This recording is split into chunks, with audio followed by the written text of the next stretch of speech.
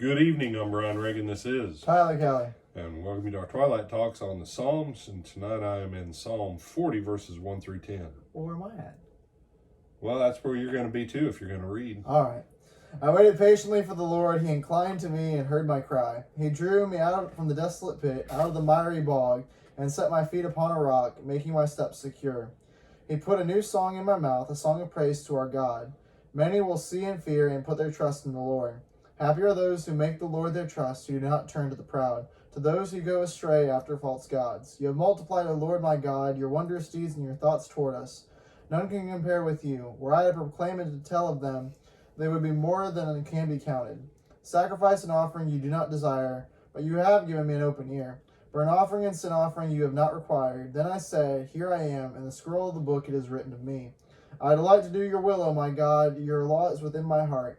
I have told the glad news of deliverance in the great congregation. See, I have not restrained my lips, as you know, O Lord. I have not hidden your saving help within my heart. I have spoken of your faithfulness and your salvation. I have not concealed your steadfast love and your faithfulness from the great congregation. All right. So, why are people going to see and fear in verse 3 and end up putting their trust in the Lord? Because those people who were the enemies of David, who were trying to destroy him, when God lifts him up and puts him on a rock and makes his feet secure, a lot of those people who had been on Saul's side, they go, all right, we're with you now, David. Woo! We love you. We fear God. Woo! Because why? They didn't want to be on the wrong side of that. But verse 4, it says something that I think we need to be mindful of. Happy are those who make the Lord their trust, who do not turn to the proud, those who go astray after false gods. This makes me think of James chapter 1, the double-minded, unstable in all his ways. Are you with the Lord, or are you trying to get with man? Are you trying to do it the Lord's way, or are you trying to do it man's way? David's point here is, you're committed to God. End of discussion. Committed. All the way, there's no going back.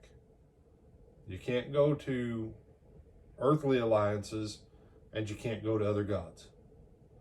And that divided loyalty thing, huge problem. We struggle with that in America. I think a lot of people, I know a lot of people cried over the election. I know a lot of people were upset. I know some people out there, it damaged people's faith. Because, the people who won and the people who lost, and whoa. The psalmist tells us not to put our trust in princes, in the sons of men. A good leader, a good, righteous, godly leader, that's fantastic. And I'm not saying the last president was or wasn't. But you and I, if we are in submission to God, just like David, he can take us up out of the pit. He can take us out of the bog. He can put our feet on a rock, and he can make our steps secure, regardless of who's in power. God's blessing operates on God's children so that we can succeed his mission in this world. Always keep that in mind. You have some other thoughts on this one? No, sir. All right. With that, I'm Brian Reagan. This is Tyler Kelly. And Lord willing, we'll see you in the morning.